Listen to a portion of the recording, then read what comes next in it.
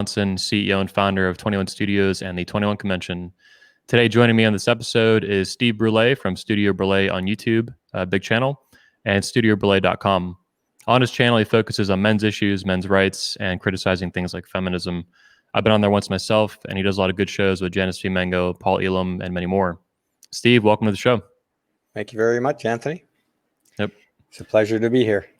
Yeah, it's a pleasure to have you on. Like I said before we went live, I've really been enjoying your tweets lately.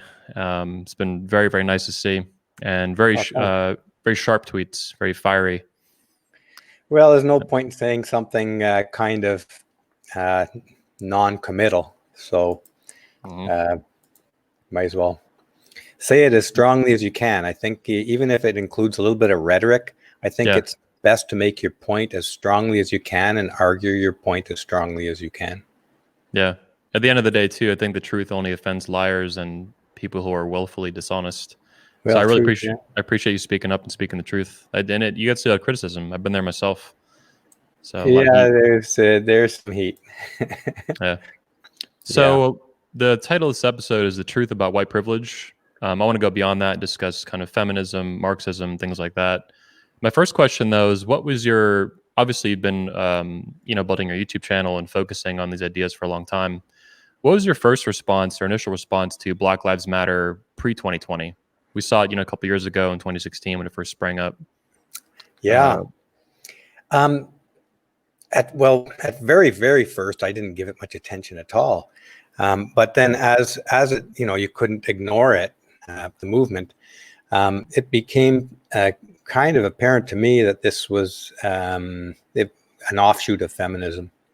Yeah. That much of what they say, it's a lot of it is boilerplate feminist kind of rhetoric, and their claims are all lifted out of ideological feminism, and they're, That's actually right on their website too. Of course, I'm sure you've seen this. But what we believe, and they talk about dismantling the patriarchy, opposing the Western nuclear family, all kinds of very explicitly feminist ideas. We would see like boilerplate out of a Tumblr for feminism or something. Yeah, and they are feminists. The three black women who started it, they're all avowed feminists before they got into starting the Black Lives Matter group. Yeah, it shows. I mean, looking at the website and things like that. Yeah.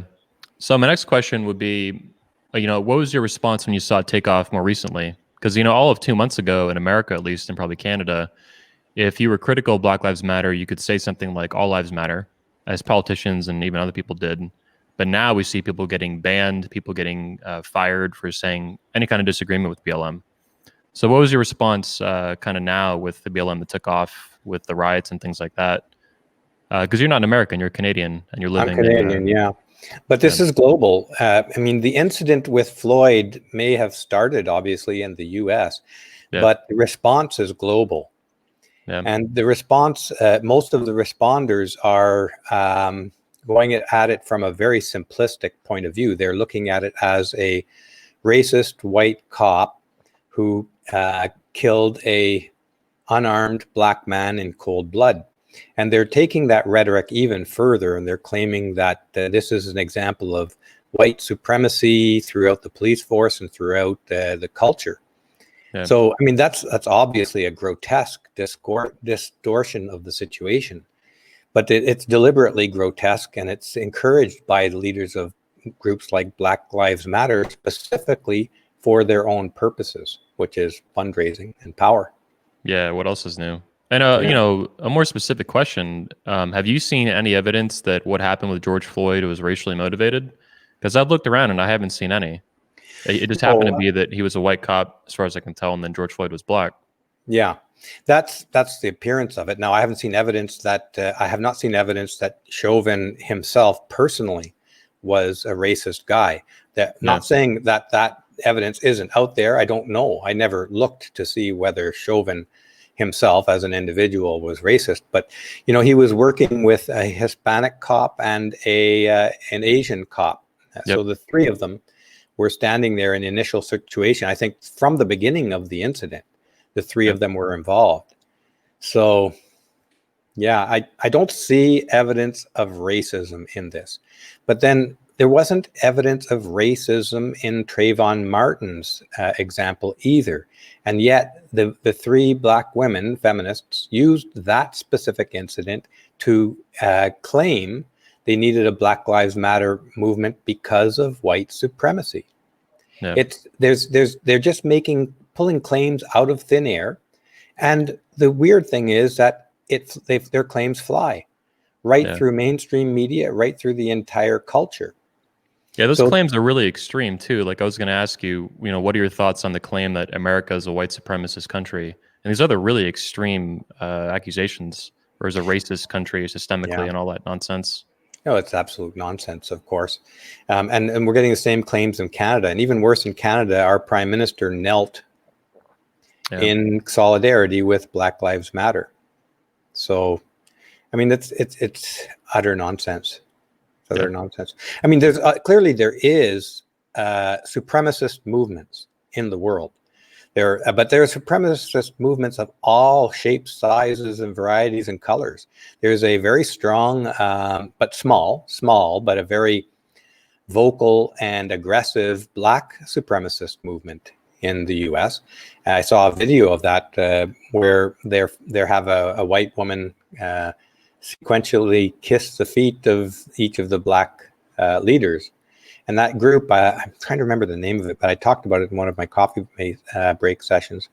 That group is literally openly on the street preaching the supremacy of Black people, and that white people will all be kneeling down and licking the boots of Black people.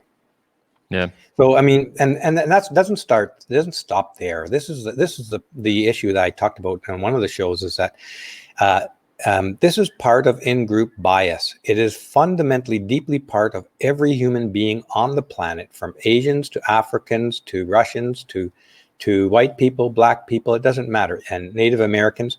There's a built-in in-group bias, a tendency. It's a tendency that urges people along that direction. And that's where racism gets its support, by this tendency within human beings to prefer their own in-group. Yeah. So I have a tweet pulled up from you the other day here about this too. Oh, okay, great. Yep. Yeah, it's universal.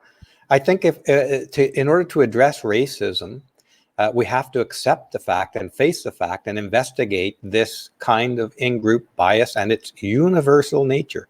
It's something that we have to be aware of, that we have to be vigilant about in every group. No one is accepted as an exception to this. Yeah. If we're not aware of it, that's when it becomes buried, unconscious, and breaks out into these violent movements.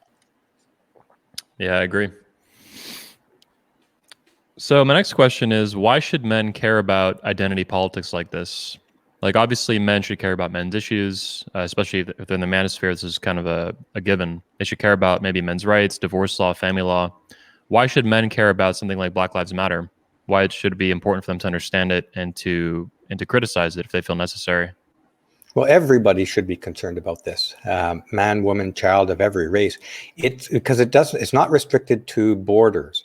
And the thing is that the reason it has so much power and influence today, and I've experienced 2 incidents of racism here in the Dominican Republic on the strength of the videos that are being shown and used as proof of white supremacy in the U.S.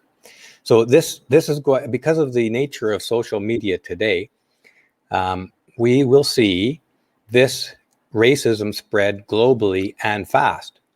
So, and we're seeing it in the UK. There's been violent incidents already in the UK. Yeah, and pretty bad. Yeah, very bad. And the reason I get back to feminism is that feminists have spent over 50 years preparing the culture to justify rising up in hatred against white people. They have identified white privilege and white guilt. And these are sins due to the color of your skin. You've been born white, and there is no way to rectify the sin of being born white other than dying, being killed. Yeah, genocide, basically. If you have a sin, right, or your crime, let's say, sin is a kind of an old term for mistake, really, which is a kind of a crime that a person makes. So if you commit a sin, for instance, you steal from somebody, there's ways to rectify that. Or if you utter hatred, or if you subscribe to an ideology like feminism, which vilifies white men for every problem in the world, we can legitimately call that a hate group, because you're not required to be a member of feminism, no matter how much they threaten you. You can say right away, at any minute of any second of every day, you can say, I am not a feminist. And then you are no longer a feminist. But there is no possible way other than your death to say, I am not a white man. You cannot escape the kind of sin that they are trying to pin upon you. And it's bigotry, it's hatred, it's racist, it's bigotry. And feminism is hugely successful. There are thousands of feminist organizations right around the world. It's a really, truly big, evil empire. Yep. And they're highly, highly funded. Black Lives Matter is untold millions of dollars right now. Yeah. And they're a feminist group, and they are actually undermining the welfare of the very Black men who are most troubled in this country, in your country. You know, the Black men are troubled by fatherlessness, by high incarceration rates, participation in gang warfare. And if you look at and I'm coming out with a video on this hopefully tomorrow. If you look at the Black Lives Matter website, they explicitly exclude those very Black men from the center of their consideration. The very Black men who are suffering the most in your country are excluded from the concerns of Black Lives Matter. It's really ridiculous. Yeah, I agree. Paul Elam posted a great comment about this exact issue you're looking at with the Black Lives Matter website. Black fathers on here don't even exist. Black men are basically not mentioned, and fathers are like explicitly, or it looks like intentionally excluded. There's mothers and parents, and there's just no fathers. They don't even exist. Yeah, it's disturbing. Can you draw some more? Sorry, go ahead. Oh, I was going to say, can you draw some more connections for the audience between Black Lives Matter and what we would consider modern day woke feminism? Some of the parallels. For example, we see feminists scream about male privilege, and now Black Lives Matter screaming about white privilege. Are there other connections? Feminists scream about white privilege too. You know, Black Lives Matter is a feminist group, first and foremost. Okay. That is what it is. It is just another feminist group. You know, you have feminist groups. We have eco-feminists, for instance, you know, and they put all of their hatred about men and patriarchy into ecological language. Black Lives Matter is a feminist group through and through. That is their one top focus. So everything that you can say about feminism, you can say about Black Lives Matter. And it's look at their website. It's just littered in feminist terminology, you know, intersectionalism, patriarchy, centering the women's voices. It's all feminist. Can you talk to me more? Oh, go ahead. I was just going to say, I wouldn't know, say, like, what do you really focus in on when they are boilerplate? They just lifted everything straight out of feminism because they are feminists, first and foremost. But they saw, I think, those Black women who started Black Lives Matter, saw an opening within the feminist fundraising market by leveraging Black issues. But it's just a feminist movement. That's what it is. It's almost like feminists wearing blackface, like Justin Trudeau and these other people. They just they're covering themselves up in, you know, these racial issues, and it's just more and more feminism. Yeah, it's feminism first and foremost. You know. Can you talk to me a little bit more about white privilege? Is this this is I'm going to play devil's advocate. Is this a legitimate accusation of white people?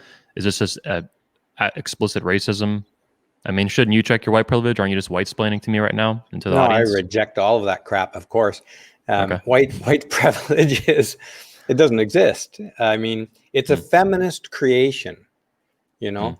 They need to, and they're constantly doing this. This gets into another point. I mean, I could go in a million directions in this conversation. Feminism basically is a giant gish gallop on our entire culture. They throw out accusation after accusation, and that you can never have enough time and energy to counter any of their accusations. But getting to white privilege, there's privilege in the world, and I tweeted about this. I mean, clearly, there's privilege that comes along with being wealthy, particularly if you're born into a wealthy family. There's a privilege associated with that. But that wealth can be taken away, and you've lost your privilege, okay? There's a privilege about being beautiful, for instance. That can be taken away too. You can hit the wall. You can get a car accident. You can get be a injured. car accident. Yeah. But there are some legitimate sources of privilege, but that's just the way life is, And I'll give you another example. Tall men who are over 6 feet are, these are studies that have demonstrated both these things. The main privilege that comes for men is if they're tall. Tall men of every description are more likely to get a job, more likely to be promoted, more likely to be rewarded for unconsciously, simply because they are tall, they appear dominant. And the same thing happens with women, beautiful women. A beautiful woman is more likely to get a job, more likely to be promoted, more likely to be lathered in praise and gifts than a woman who's not so beautiful. Those are privileges that you are born with, but there's no privilege of being born white. The other privileges that I talked about is being wealthy or being politically powerful, but those are transient. Although, if you have an enormous amount of wealth, you're very unlikely to lose it all, just from the sheer enormity of it. But political power, for instance, is a privilege, but it's power that can come and disappear. There's no there's no privilege that comes from being white. Well said. Stated very simply and very clearly. Let's talk about this tweet a little bit. This one came out on June 15th from you. I've received quite a few hate messages for criticizing BLM and identifying it as a domestic terror group. All the hate messages come from white people, and their Facebook friend lists contain only white people. I find this revealing. Yeah, I found that a bit surprising too. I got the idea to look into this because it was coming from a filmmaking community groups. I was involved with quite a number on Facebook, independent filmmaking communities. A group who are really, a lot of them, not all of them, but a lot of membership in those groups are far left. You'll even say that some of them are Antifa. Antifa, by the way, is a child of feminism as well.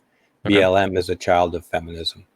But the hate messages coming from those people, I started to think, well, because I said that I was not going to kneel to Black Lives Matter, that Black Lives Matter and Antifa are both domestic terrorist groups. In fact, feminism itself is a domestic terrorist group.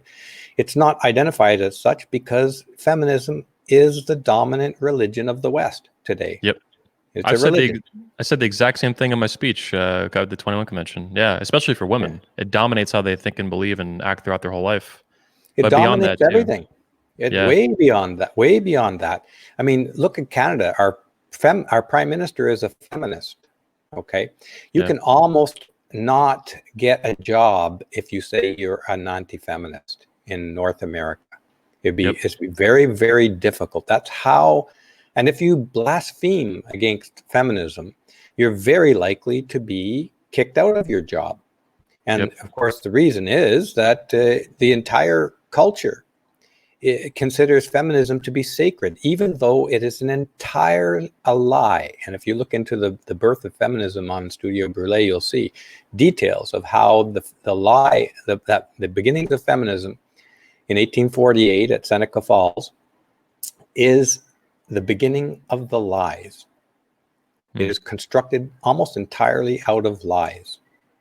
But those lies have been effectively accepted throughout the Western world through the reaches of power.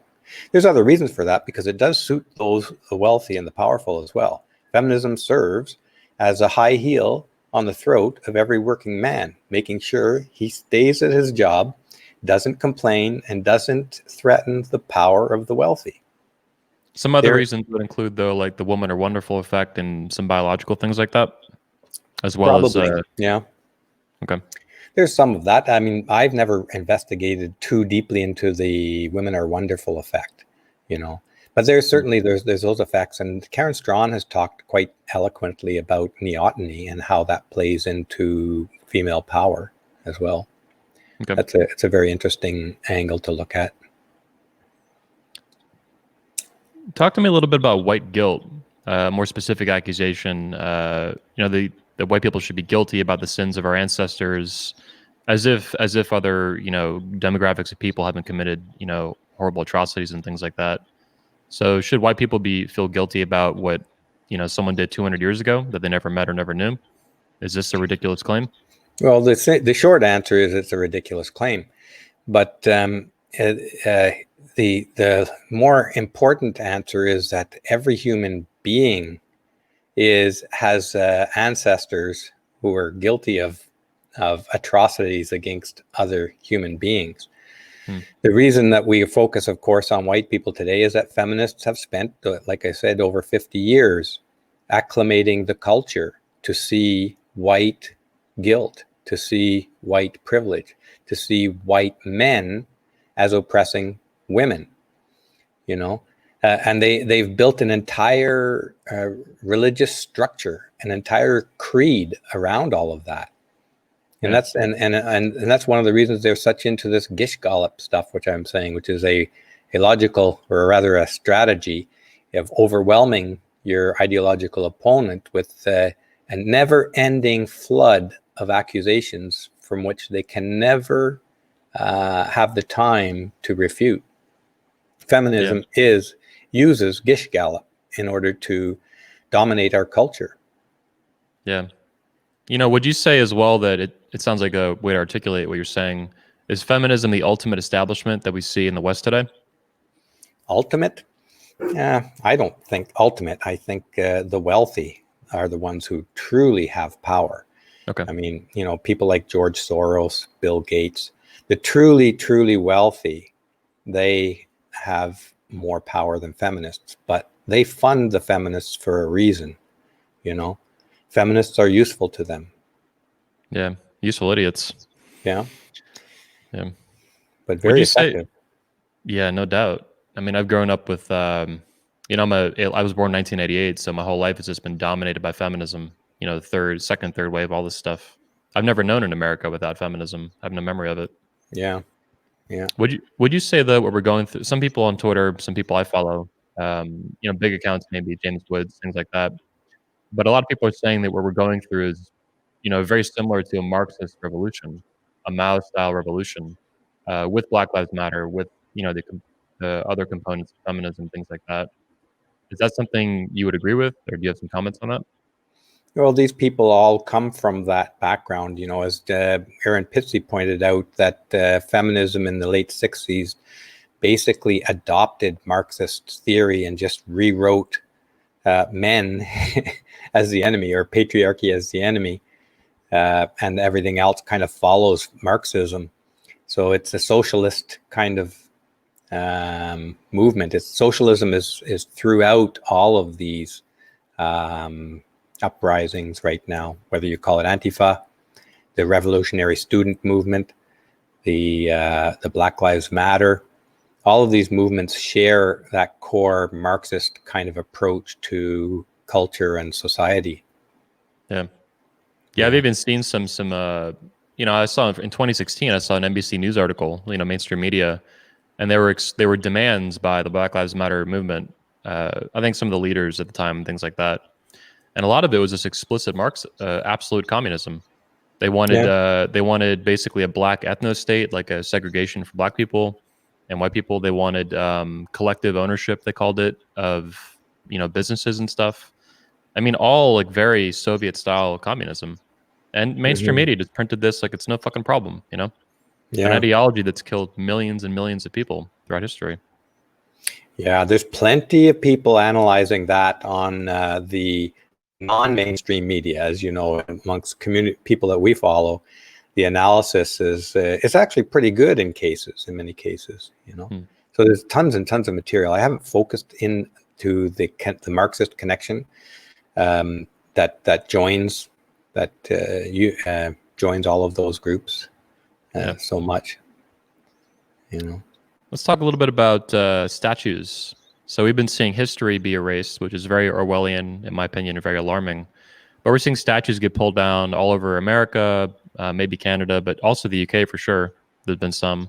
I think Winston Churchill right now, of course, I think is boarded up, hidden by the mayor of London so that it doesn't get, whatever, which is just ridiculous.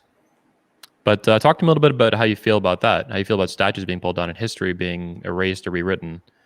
I mean, is this alarming to you? Yeah, I don't like it. It's not the biggest issue that alarms me, but it's certainly a sign that there's a mob mentality out there that's a very ignorant mob mentality. Yeah. You know, these people who are tearing down cultural artifacts and burning things and looting, it's a truly ignorant, stupid mentality. And I don't think that it's going to do anything other than inflame warfare, inflame mobs and riots, and further, it's not going to help anybody with anything. And it is an Orwellian thing. It's a desire to crush and rewrite history. Yeah. You know, and the quote that you flashed up there, I particularly liked, because that was written by that guy who wrote The Art of War, and I can't remember where it's coming. Yeah, and something like that. I think that's where that quote comes from. And he's making a point there that, and this illustrates how stupid these people are. That even if you conquer your enemy, it is a bad idea to wipe out their culture. As he points out, it gives the first reason for the next war. To destroy a people's cultural heritage of your enemy is bad military practice because it gives the first reason for the next war. You're justifying your enemy's retaliation by doing this. Yeah, you know? It's inspiring. Yeah, really stupid. No, I agree. Yeah, stupid is the way to. Well put. Simply put. Well put. Yeah, a lot of stupidity, a lot of ignorance. I saw a woman yesterday. I tweeted it today, retweeted it. She was on Channel 4, I think, in London with that woman who interviewed Jordan Peterson, that one famous. Well, I don't know what her name was. I saw a couple of interviews of Jordan. I don't know which one you're referring to exactly. It was the big one where she kept trying to manipulate what he said. She was saying she's famous for, she's got a meme now. The meme is like, so what you're saying, but basically what you're saying is, and she would twist his words into the most ridiculous bullshit. I think her name was Suzanne Reid, maybe, or no? Okay. That might be the other woman I interviewed. I don't know. One of these British women. Anyway, she was interviewing another woman in London, a black woman for Black Lives Matter or something. And the Channel 4 interviewer, this is a major, mainstream media thing there. She asked her what she thought about Winston Churchill being boarded up and all that. And the woman actually, she's asking about the statue. And the black woman for representing Black Lives Matter said that she didn't really know about it. She was kind of playing iffy with it. And she's like, yeah, I never met Winston. I've never met him. And it's like, no fucking kidding, funny. You haven't. Yeah. And this is a woman who was British, it looks like. Black British. I think she had an accent, so I assume raised there. It's like the level of fucking ignorance not to know your own history. Pretty astounding. But the education system, I hate to say it, I do believe that the education system has been degraded all of my life. Since the early 1980s, the quality of education has been on a steady decline, especially pre-university education. Yeah, I can't even imagine even universities now, though. I know in Florida now they're trying to get some of the major universities to mandate critical race theory type classes first year for freshman college students. Yeah, totally. Yeah, feminists dominate the university system throughout Canada and the US, probably throughout the world, but I'm not sure. Yeah, at least in Western nations, I would imagine. It's hard to find one that wouldn't be. Yeah, it's truly a global religion right now. And it's enormously powerful, enormously well-funded. Look, feminists took over the university system, or entered the university system in 1970. and they started the first, at the time it was called, I think, feminist studies, but they keep changing the name to make it more broadly apparently appealing, you know. Gender studies and things like that. Gender studies, and then women and gender studies, and then they even have subsidiary groups called stuff like international studies to hide the fact that it's really feminist theory underpinning it all. But once they got in there, they started to dominate the universities. You know, after they got the affirmative action bills put in place in Canada, that was 1984, and I think it was around the same time in the US they did some similar groups like that. The feminists on campuses started to absolutely dictate who could and what policies had to be applied for hiring professors. And so 20, 30, 40 years later, we have the university system we have now, where you cannot even criticize ideological feminism, you know, without losing your job. There was and this is a funny one in Edmonton, Ontario, Edmonton, the University of Edmonton in Alberta. This feminist, and she calls herself I think, a gender critical feminist. And she, in one of her courses, she teaches an anthropology course on human sexuality. And she made the scientific statement that biological sex is real. And she lost her job for that. Wow. That is how absolutely insane it is. And there's another professor who lost I think this might be the same one. They can now, a student can make an anonymous complaint, not even have to register the complaint as an official complaint. It can just walk into I forget what they call the Office of Safety, Student Safety or something, and they can just claim that a professor made them unsafe, and that professor will be punished, made them feel unsafe. And they don't even have to write the complaint down at this point.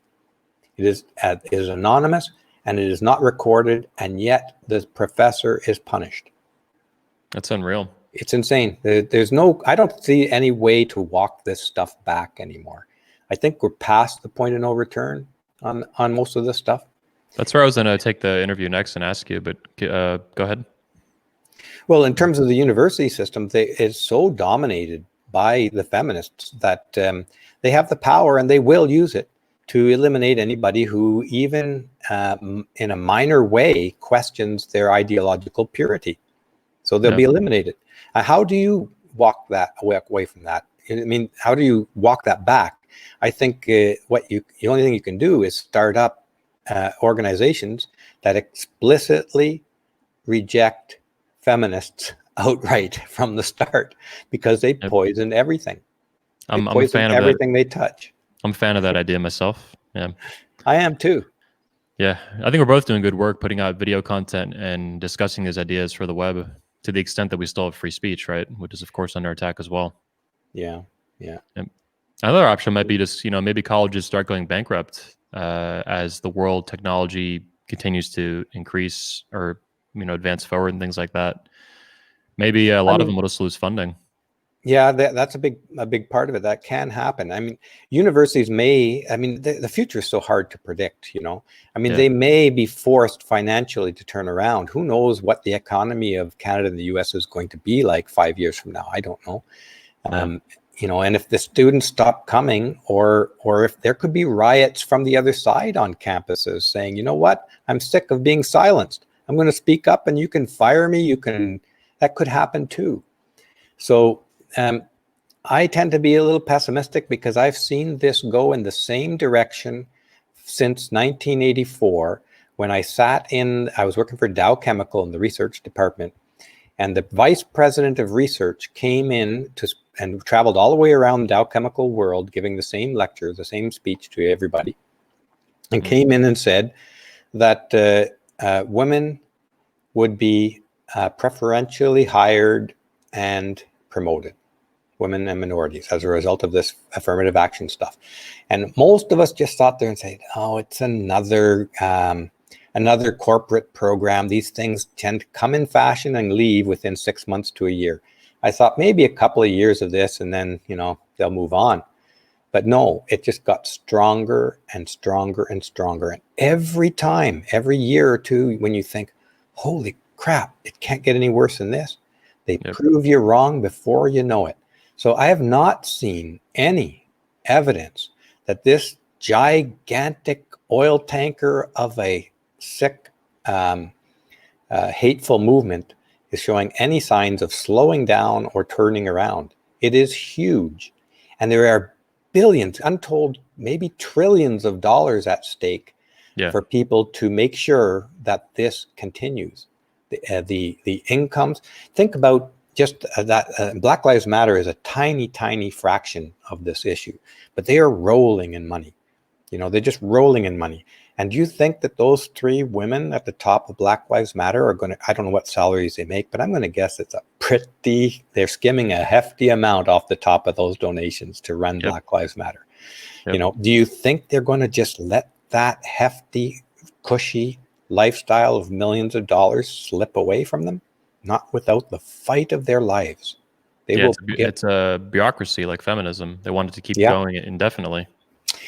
At any time you put that kind of money at somebody's disposal, they're not going to let it out of their hands without a big fight. And this is repeated at thousands and thousands of organizations around the world, going to right up to the UN. The UN is saturated in feminism. I had a brief look into some of the extent of these organizations some weeks ago. It's staggering, the lists of organizations that are rolling in money and donations that are all pushing the same feminist ideology. It's mind-boggling. It's a cult. It's a cult, but it's enormously profitable. They're rolling in money. I guess it's profitable to blame people and make them feel guilty for bullshit they didn't do. Yeah. A lot of people seem to fall for that, I guess. I mean, all these white people that are been kneeling and shit are a really good example of that. All the black people I know have been, cringing at that online. Jesse Lee Peterson, those other guys. It's disturbing and disgusting and bizarre. Yeah. It's symbolic. I've talked about it in these terms. For instance, if you kneel before before someone like this, an enemy, let's call it an enemy. If you kneel before your enemy, what's the purpose of having your enemy kneel before you? Well, imagine 5 guys who meet on the street, each knowing that the other has knelt before the enemy, the person who wants to eliminate them. How is it that any one of them will trust any of the others enough to form a resistance?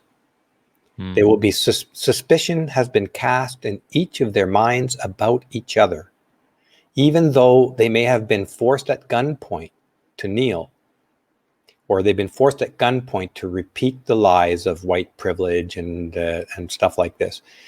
They've done it, and they're recorded. They've been recorded doing it. Now, when a group of people like that, or say they get together with some that haven't knelt, what are the chances that the ones that haven't knelt are going to trust the ones that have knelt and repeated the nonsense? They have sown, this is a very effective psychological strategy. They have sown the seeds of suspicion and doubt in the minds of their entire, those who would resist them. I was reading the other day on Twitter a whole thread about this exact phenomena that is a psyop kind of thing, that the Chinese military was doing this during the Korean War. No doubt. I guess when Americans were captured by, during the war, then some of the camps are run by Chinese, and this is exactly what they did. And it was very slow and very subtle the way they did it, because if they went too hard, too fast, the Americans would resist it. They wouldn't do it. They were trained to resist that kind of manipulation. But this slower, more subtle, kind of manipulation was very effective. And yeah, it sows, seeds of distrust and doubt, even within yourself, because now you're caught doing it. Never mind people around you observing you and getting the shame in yourself. And how can you, with a straight face, then vigorously resist and fight alongside of others after having knelt and submitting, repeating their prayer of, their creed, their credo? Yeah. You can't. It's very, very difficult, and it's a psychological damage is done when you do that. Yep. Going back to what you were talking about just a couple minutes ago with feminism, what are your thoughts on J.K.? You probably saw the J.K. Rowling, author Harry Potter. She got just blasted for I think for basically saying that only women menstruate, basically, to paraphrase what she said. And basically, she was affirming biological sex, and that by not doing that, by failing to do that, women's issues and women's rights would be harmed. Which I think she's correct, obviously, but she got blasted for being transphobic and all this crap. My question to you though is, what do you think about feminists kind of turning on each other and the combative nature that sometimes springs up in there, eating each other alive, basically cannibalizing their own movement? Yeah, I mean, these kinds of very, very authoritarian, dictatorial movements tend to eventually cannibalize on themselves. But because they are movements of fear and terror, for instance, and they're showing themselves to be that by attacking anyone who appears to be not sufficiently indoctrinated. yep. These movements persist a very, very long time before they can crumble to the ground, because fear is an enormous force of control. Yeah.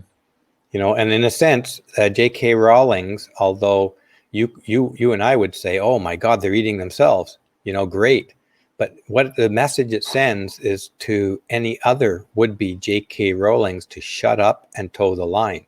Yeah. That's what they get by sacrificing J.K. Rowling's to the mob. The rest of the mob says, oh my God, J.K. Rowling's got taken down for saying something as simple as that. I better keep my mouth shut and up my rhetoric in support of feminism. Well, that is definitely I agree that's definitely the way some people will respond to it. Other people, though, might be alarmed. I think, you know what I mean? Like kind of woken up to it. But maybe I'm being too optimistic. Yeah, I mean, some people will be, but those people already weren't sold to feminism. Their rank and file will see this as a warning shot to them, and they will, I think, go deeper into demonstrating their loyalty to the feminist ideologues. Yeah. But of course, J.K. Rowling has every right to say that. I mean, shouldn't even be controversial. I think what she said was something like, "Isn't there a word for menstruators? Help me with this." I saw a tweet something along those lines. It was kind of humorous tweet. Yeah. You would have thought that it would have garnered a chuckle or two and then died away. But no, this is a sign of the incredibly intolerant, demanding indoctrinators of feminism. Yeah, I've read an article a year ago about communism and Marxism and things, and the article is actually focused on humor and comedy, and how totalitarian nations, dictators, communists, Marxists, they hate humor, they hate comedy, especially when it's directed at them, obviously. But even more widely, it's an emotional experience that they want to shut down, because eventually it's an effective weapon, I think, against totalitarian ideologies, hate movements, toxic crap like that. And that would be, I think that's why memes. I don't know if you have any thoughts on that, but I think that's why memes have been so effective in the past couple of years at getting points across, because they're funny, and they play on things that are funny to us and humorous and joyous.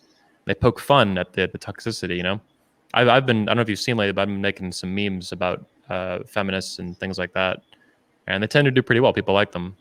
One was like a Karen meme for the Karens. It was released the Karen, like the Kraken. Yeah. Release the Karen. I like it. Yep. Yeah. Well, comedy is an enormously powerful tool, and comedy is, as you probably heard before, it's funny because of the truth that it reveals, the truth that you're not in public, in polite company, you're not allowed to say. This is what makes things funny, is that everybody knows this thing is true. Everybody knows you're not allowed to say it, but there's this comic that puts up the juxtaposition of the truth with what you're actually seeing in society, and you can't help but laugh at it. Yeah. You laugh at it because it's in a way, it's a release that, oh my God, I'm so glad somebody said that. I've been thinking it forever, but I couldn't say it, or wouldn't say it. That's comedy, and it's a genius to level the two. You have to be very smart to be a good comic, and you have to be very, very attentive or attuned to your culture to recognize those elements of your culture which are suppressed and repressed for sometimes hypocritical reasons. Yeah. And then convey them in a way that's gonna, pop off the joke and inspire the laughter. That's it. I mean, to be a good comic, you have to be pretty darn smart and courageous. Actually, today you have to be very courageous to be a comic today. Definitely. I was a huge fan of George Carlin myself growing up. So he was funny, yeah. I like Dave Chappelle a lot too, though lately he's been shitting all over Candace Owens, which is really sad. Well, a comic has to go the direction where they feel. If a comic starts to think, I think this is my view, anyways. If a comic starts to self-edit themselves based on their political view alone, they will cease to be funny pretty fast. Yeah. Oh, here's a comment we should dig into. So I think this is a logical fallacy, but I'd like to see what your take is. Kev H in the chat says, if you disagree with the phrase Black Lives Matter, you are saying that Black lives don't matter. We don't want more than others. We just want the same opportunities. What do you think of this statement? Well, first off, I'll say Black Lives Matter is not a statement. It's a movement. It's a group of people whose real beliefs are displayed on their website and in their actions. For instance, I can create a group and call it "The Devil is God." It doesn't, and that group could be into painting cars. It has nothing to do with the devil or God. We just paint cars, and we like to be known as kind of hip, So we called ourselves "The Devil is God," but it doesn't mean that you even believe that the devil is God. It doesn't mean that it has anything to do with devil or God. Black Lives Matter is a phrase which is really and only the name of a group. So to say that you don't agree with the phrase Black Lives Matter, okay, you could be saying that Black lives don't matter. But that's not what people mean when they say the words Black Lives Matter. They don't mean the phrase. They're referring to the movement. And the movement is defined by the leaders. And the leaders are feminists, and they don't care about the suffering of Black men. Yeah. That's their behavior. I see some circular reasoning in this too. It's like if you disagree with that, what you're saying is really good too. You're breaking down the phrase from the actual movement, the organization, but also as a circular reasoning. It's like if you disagree with the political ideology or what we see now as like an emerging race cult, it means you think that Black lives don't matter, which is ridiculous. Black human life definitely matters, of course, because all lives matter. I view every life as precious, every individual life. Yeah, and since we're talking about phrases, remember that the very same people who say, oh, you're disagreeing with the Black Lives Matter phrase, they will attack you for saying all lives matter. Another phrase, which is in fact, if you treat it just as a phrase, is even more important than the phrase Black Lives Matter. So the people who are using these arguments and who are saying things like that, they're not being honest. Yeah. When they say Black Lives Matter, they don't really mean Black Lives Matter. The movement itself, the founders of the movement don't even mean Black Lives Matter as a phrase.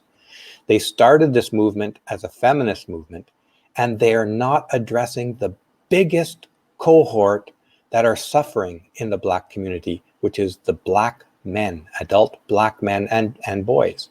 They're going to prison. They're being pressured into joining gangs and becoming thugs. They are excluded from the lives of their own children by the mothers of the own children.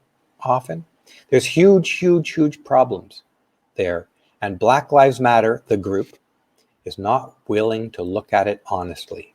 That tells you everything you need to know. Well, there's more, and you'll see it in my video coming out tomorrow or the day after, where the video will be called "Get to Know Black Lives Matter." I'm looking forward to it. Link, by the way, everybody, is in the video description to his channel, where you can see that video coming out in a day or two. Thank you. Before we wrap up, I wanted to get one or two more tweets in here from you. So this is a tweet you put out on June 11th. We must remember these businesses. They are siding with the terrorists. It's a civil war, and we should remember who did what.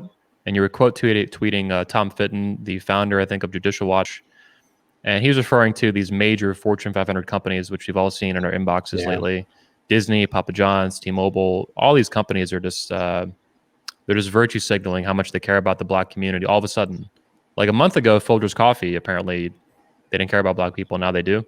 You know, it's all just ridiculous horseshit getting my inbox. But my focus of this tweet here, though, is you said it's a civil war.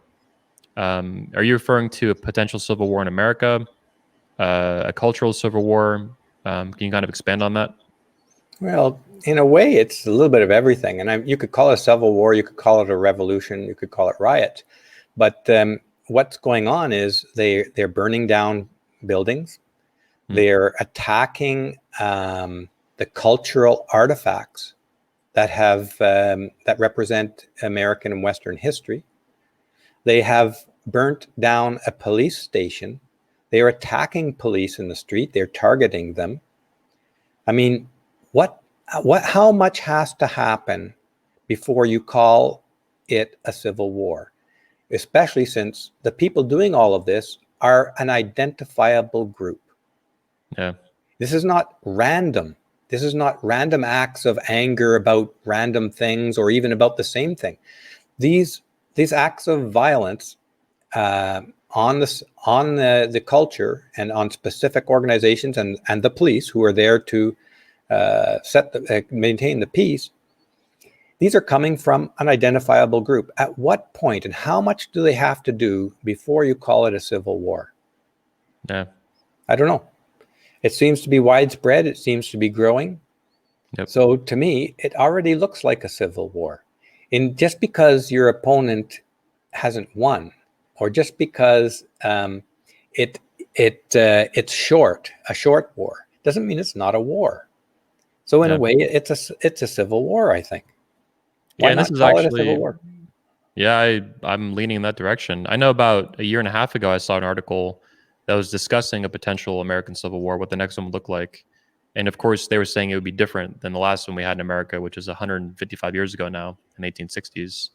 And actually, what they were describing, it wasn't the only article doing this, and now that we're seeing it, though, they were describing pretty similar to what we're seeing now. They described it in the article as basically there could be riots that break out similar to Rodney King back in 1992 in America and California, but they would be widespread and occurring at the same time. It would be all right in Florida and New York, Texas, all these all around the country. And just looking back in the article, thinking about it, it's kind of crazy that that's quite literally what's happening. And this was described as the modern version of an American Civil War. So I agree with you that it's, how much stuff has to happen before you call it that. And certainly we're getting much closer to that distinction, I think. Well, they've also been for years telling us that that's what they want to do. They're smash the patriarchy. Yeah. Take down the white man. Kill whitey. But they destroy capitalism. Even kill all men. You had that New York Times chick. Yeah. All of these are coming from that same group of people. They are the leftists, and they have been saying, smash the patriarchy, destroy capitalism, down with Western culture, get rid of all old white men. They don't want to have, they say this in the university system as if that you shouldn't be teaching the intellectual fruits of white men, old white men. Yeah. So, and then we have the violence breaking out from that same group, attacking the people that they say they want to destroy in the streets, in the culture, in the police offices. It looks like, and my opinion, they're following up on their threat. So they have started war. We're just sitting on the other side saying it's just a skirmish. But for them, it's the start of the war. It's the war they've been warning, the war they've been claiming, the war they have wanted and want to take on. So at what point, the question becomes, do we call it a civil war, or do we call it like a breakout, a skirmish? Well, a breakout, a skirmish, or civil unrest can be a spontaneous thing, or about a particular event, and they can come from different groups of people, but these people are all connected through their ideological commitments. Yeah. And their ideological commitments include the destruction of patriarchy, the destruction of capitalism, the destruction of the West. The destruction of the family too. I mean, And that's the family, explicit on BLM. Yeah. Yeah. Yeah, it's unreal, man. In America, there's a lot of talk about this. Where this escalates, where this goes. Most of the people I follow at this point, people that I know in real life as well as just on the internet, they're very concerned about it. That is a civil war at this point, an even more prevalent, more violent one. Is that inevitable? Like I know as an American sitting here in Florida, I'm looking at November 4th, the day after the presidential election, and it's hard to imagine that day's peaceful if Trump wins. Like if Trump wins, and I think that's going to happen. Now there's a lot to that, but it's hard to imagine these people don't freak out and start flipping over cop cars, blowing things up, burning down buildings, destroying businesses of all races. Black, white, Asian, Hispanic, whatever. There's always so many videos now. These business owners, small business owners, getting their businesses destroyed that their whole lives have been poured into. Mm-hmm. I think you're right. If Trump wins, which I don't know. I'm on the fence as to whether he's going to win or not. I didn't think he would win the last time. Yeah. So I was wrong in that in a big way. I didn't think Trudeau would win, but he won twice. Yeah. So I didn't think Trudeau. I thought Trudeau was so transparently stupid and unfit that there's no way voters would vote him in, but they did. That tells you a lot about Canadians. Yeah. And the electoral process. But I think you're right. If Trump wins, there will be riots for sure. But somebody threw out a point. I forget who it was. It was somebody fairly famous. It said maybe we are at an impassable phase of the U.S. History. Maybe the country should be broken up. Let the communists, socialists, feminists take their land, and let the freedom, liberty people, individual rights people, let the capitalists, if you will, democracy people take their land. Maybe there's not all marriages can last. And when a marriage is so dysfunctional, the healthy thing to do is divorce. And maybe what the Americans need right now is a divorce. I've read this too. It does make some sense. I have concerns about it though that are pretty deep, and that I don't think we're not dealing with intelligent, rational, level-headed opponents in culture and politics and all these things. So my concern would be that the divorce would not end the dispute, and that eventually they would become aggressors. They would weaponize, the deep state, the UN, other nations to vilify what you're talking about, to make us, you know what I mean? Like they would, oh, look at this new nation. It's a white supremacist nation just 3 years down the line, and how many years are going to go by before all of a sudden they want to invade or do an economic embargo and block things off? You know what I mean? So I'm worried that if that happens, it's not going to stop, and it's going to actually result in genocide in a long enough timeline. Well, it might result in war and economic sanctions for sure. It wouldn't be an easy divorce. And in a divorce, you've got two sides, two families, and they often hate each other afterwards, but they're happier, often happier as a result of the divorce. Yeah. Hello? Steve, you there? If you guys are still watching, I don't know if, can you hear me? Yeah, you're back. You're back now. You cut out for a second. Okay. Yeah, I'm back now. Yeah. Good. Okay. I was going to say is that, on the issue, I mean, sometimes the divorce and the families and the two sides are at war with each other, but they're happy in their own camps. But in the issue of calling it genocide within one side or the other, the likely spot where you're going to find any genocide would be on the leftists, because they are an intolerant group. Yep. And if the U.S. did split up, I would wager that the majority of Black people and Asians and other races are going to go with the Republican, Democrat, capitalist side. Mm-hmm. They would. They're smart enough Most of them are smart enough to know. There's a sizable black community that are saying there's no way they'll vote for Democrats. They're for Trump because they recognize that the lies and the manipulation and the rhetoric of the Democrats, and they recognize they don't agree with the Democrats siding with these violent rioters. Yep. Yeah, Democrats have treated black Americans like shit for a long time. I think forever. Forever, since the beginning. They were the slaveholders. They've been, manipulating blacks for votes. They helped set up, feminism and as far as I understand, abortion massively affects black Americans more so than any other race. I've heard that. Yeah, I've heard that. Yeah. Well, last thing I want to wrap up with today is one more tweet. You're referring to PragerU video they put out. So do you have any quick thoughts, final thoughts on how blacks are treated by police in America? This video is saying that black people are not more likely to be shot by police than other races. And I'm sure any BLM protester would scream at you for daring to even suggest that. Oh yeah, of course. I mean, that's well researched. Heather McDonald put that video out, and she researches this stuff basically full time. And she's not the only one to come to this conclusion.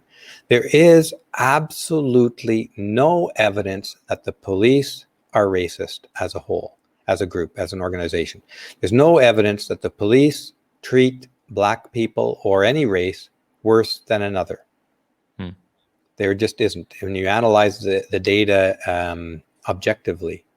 So, I mean, what's there to say? If you want to take a look at it, go see the video itself and then research her sources. But she makes a very consistent argument. Isn't data and statistics are just a tool of white supremacist patriarchy, though? Didn't you hear the news? I mean, objectivity, that's for white supremacists, man. Like that's crazy. Yeah. Well, it's been a great interview, man. I really appreciate your time. Thank you. Can you give us one more review of or a tease about your video coming out? Get to know Black Lives Matter is the title, right? Yeah. I'm going to talk about how the use of chaos and why they use chaos, how they create chaos, and what they get out of it. All right. Looking forward to it. And how long is it? About 30, 40 minutes longer? I don't know. I haven't recorded it yet. I've basically got the first draft of the script written today. I sent it to Janice just to get some feedback on it. Nice. If she suggests that I make some changes here and there, I don't know. She'll feed back to me tonight, probably. Nice. Hopefully I can get it recorded in the morning and out in the afternoon. I don't know. All right. I'm looking forward to it. I'll make sure to share it on my Twitter and things like that, or Facebook when I get unbanned. I've been banned for opposing the cult. So what else is new? Yeah, Facebook is a whole other topic. Yep. All right, everybody. Thanks for tuning in to the special edition of 21 Live. I'm Anthony Dream Johnson here with Steve Brule. You can find him on YouTube at Studio Brule, and the link to his channel for that video and others, a lot of good videos on his channel. You can find that at the top link in the description, and I'll put it in a card as well at the top right of the video. Thanks, everybody, and signing out. Thank you. Bye now.